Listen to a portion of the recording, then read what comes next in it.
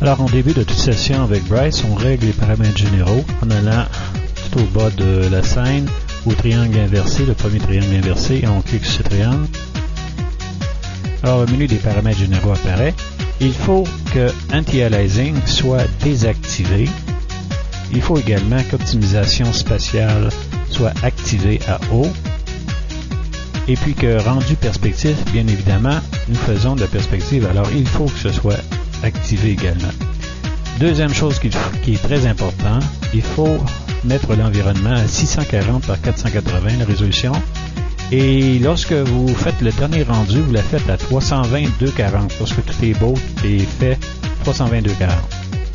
Le compte rendu, vous pouvez soit l'activer ou pas l'activer, ça n'a pas d'importance, c'est tout simplement des informations que vous pouvez avoir de Bryce.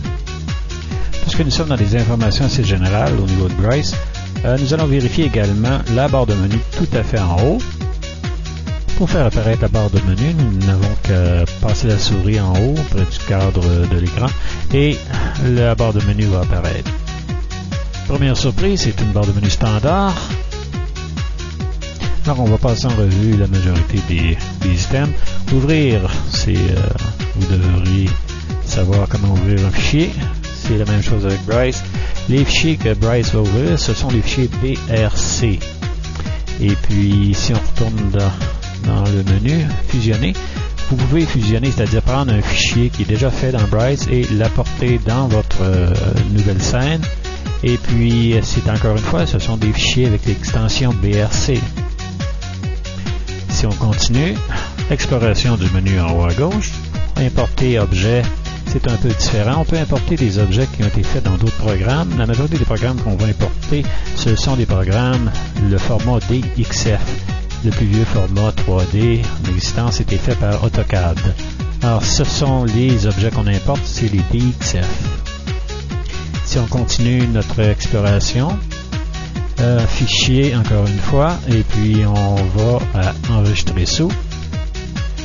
Lorsqu'on enregistre un paysage de Bryce l'enregistre en format PRC et également il va vous enregistrer un format bitmap, c'est-à-dire un format graphique. Vous pouvez également, si vous le désirez, exporter une image. Vous pouvez exporter dans le format Photoshop, le format bitmap et le format TIFF. Je ne conseille pas le format TIFF, ça prend trop de place. Photoshop, d'accord, si vous êtes capable d'utiliser Photoshop et bitmap, bien sûr. Alors, on retourne au menu et on s'aperçoit qu'il n'y a plus grand-chose dans ce menu qu'on va voir. Vous pouvez utiliser les contrôles, CTRL-S pour sauver, CTRL-O pour ouvrir. Si on va au prochain menu, menu d'édition, c'est très standard. Le troisième menu, on se sert des paramètres de la scène principale. Il y a également une rubrique d'aide que vous pourriez aller voir si jamais ça vous tente. Alors, on retourne à notre scène principale. Lorsqu'on commence un nouveau document, c'est-à-dire lorsqu'on fait CTRL-N, ce menu va apparaître dans notre fenêtre principale. Alors, c'est la résolution du document. Présentement, il est en 480 par 360. Normalement, j'insiste également que vous soyez en 640 par 480. Ça vous donne plus de chances pour travailler.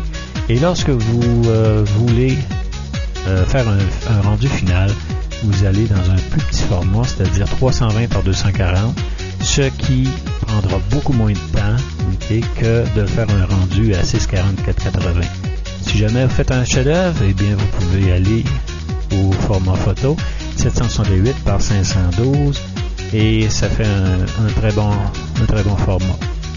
Je retourne à mon format par défaut, c'est-à-dire pour moi c'est 480 par 360. Pour vous, ça devrait être 640 par 480.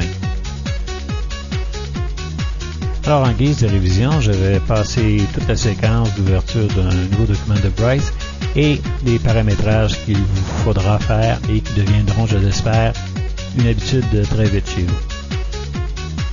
Donc, j'ouvre un nouveau document, CTRL-N, et je vais configurer ce document. Je mets la résolution 640-480.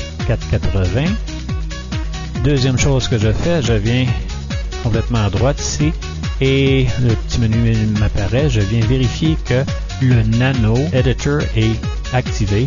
Alors je l'active s'il ne l'était pas. Et troisième chose que je fais, je viens complètement à la gauche, en bas, le dernier triangle, et puis je vérifie que Anti-Aliasing est désactivé, que mon optimisation spatiale est à haut et que le rendu perspective est activé également. Alors voilà la séquence qui devrait devenir une habitude chez vous.